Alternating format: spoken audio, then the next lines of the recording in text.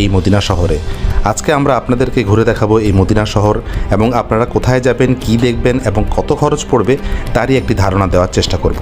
মূল ভিডিওতে যাওয়ার আগে সংক্ষেপে আমরা দেখি নেই কি আছে এই মদিনা শহরে। প্রথমে আপনারা দেখতে পাচ্ছেন উহুদ পাহাড়। এখন যেই নহরটি আপনারা দেখতে পাচ্ছেন তার নাম বীরে রুমা, যা উসমান রাদিয়াল্লাহু তাআলা আনহু ইহুদির ব্যক্তির কাছ থেকে কিনেছিলেন। এখন আমরা যে মসজিদটির সামনে আছি তার নাম মসজিদে কিবলাতাইন, যেখানে কিবলা পরিবর্তন হয়েছিল।